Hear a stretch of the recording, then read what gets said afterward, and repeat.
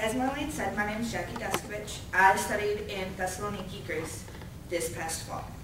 The title of my piece is Yamas, which is a traditional Greek toast. It's not opa, as many people expect it to be. And Yamas actually means to our health. So every time you take a drink with a group, you are toasting to everyone's health. And that seemed like an appropriate title to me because that's what I got from this. Not a sort of physical health, but just this mental growth that seemed very healthy to me. I've always told people that I enjoy being alone. I'm an only child. I've gotten used to it. I like to sit down and read a book and not have people talk to me sometimes. But that might actually be a stretch, because I'm always surrounded by an amazing support system of family and friends. But I had to leave that when I went to Thessaloniki. I was thousands of miles away from almost everyone I knew, and I didn't have a phone to constantly be in contact with them. But as I said, I wasn't totally alone. I did go with another student from Monmouth, and we actually flew over together. But as soon as we landed in Thessaloniki, we were separate. We were put in separate cabs, and we were taken to separate apartments. So as soon as I got to my apartment, I set all my things down, ignored everything else, and connected to the internet to try to feel not so alone. And I used Twitter to communicate to Andy that I was going to try to find his apartment. So I looked at the map they had provided and figured out, okay, how many streets do I have to move over? Turns out I didn't really figure it out that well because I wandered around for what felt like a good 20 minutes within 5 streets and couldn't figure out where his apartment was. So I went back to my apartment to check the map again and ventured out, still kind of panicking. And fortunately for me, an old woman had apparently seen me walking around before. And she walked up to me smiling, and my immediate reaction was to go, oh my God, I don't know any Greek. And thinking that hopefully my knowledge of ancient Greek as a classics major would come to me, and that the ancient Greek version of I am was similar enough to the modern Greek. Turns out I was lucky, and it is. It's just a pronunciation difference slightly. And she understood that I was saying, I'm American, I don't speak Greek. But she looked at the name of the street that I'd written down and saw that I was on that street and just pointed me down the road. So I eventually did find Andy, and we spent the rest of the night pretty much on my balcony pretending that we weren't both panicking about what we'd gotten ourselves into. We did take a little detour into a market that was on Pistamino Street, which was the street my apartment was on. And we went into 3B Market, which turned out to be one of the most visited places on our trip. But I went in, grabbed a Diet Coke and a 2-pack of yogurt, looking for something to eat that night to try to make myself not panic. Before I even knew what was going on, I had dropped the yogurt. It had splattered everywhere in the store. And I had been in Greece for maybe 3 hours and had already created a mess. Fortunately, the man in 3B was very kind and just helped me clean it up, didn't charge me for the spilled yogurt, let me buy my Diet Coke and another pack.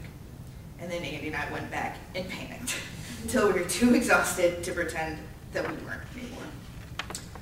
The next day, my roommate arrived earlier than I'd like. She woke me up, which seemed to be a general trend throughout the semester. We had very different sleeping habits.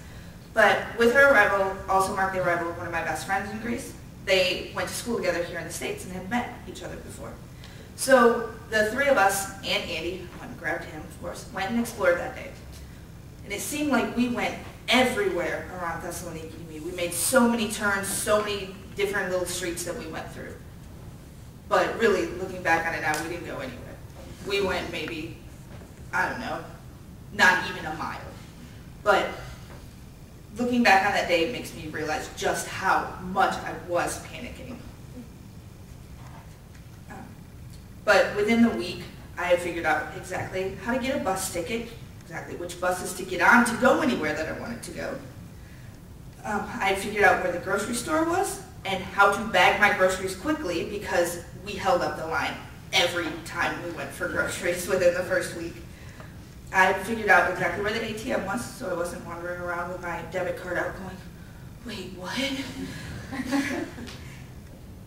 And I had figured out the best route to take to get to the White Tower and sit on the coast and just try to calm down. And soon I found myself a phone card, which I'd never done in America. Obviously, I just go with my parents and get my phone figured out.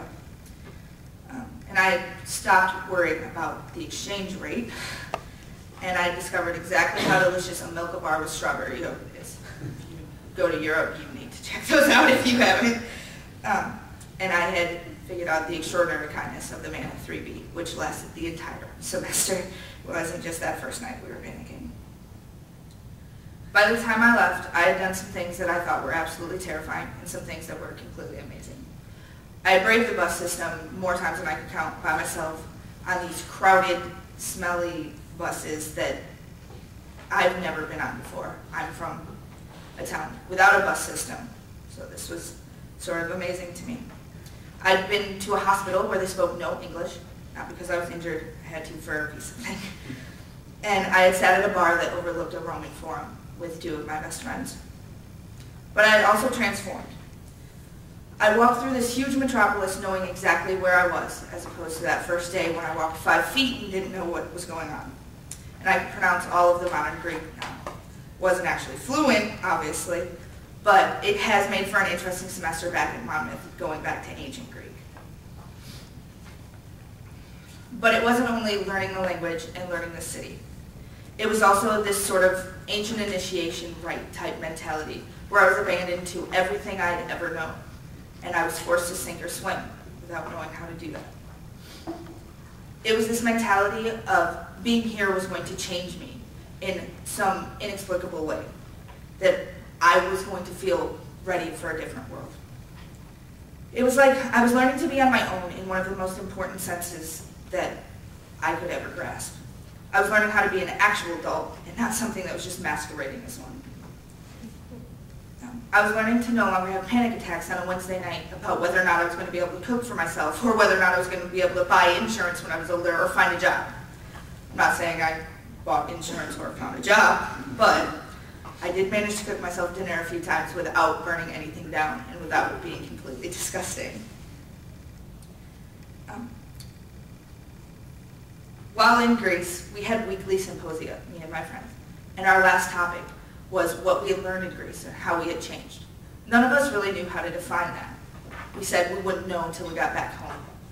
And it turns out that I still can't really define that, but I do feel that difference every day.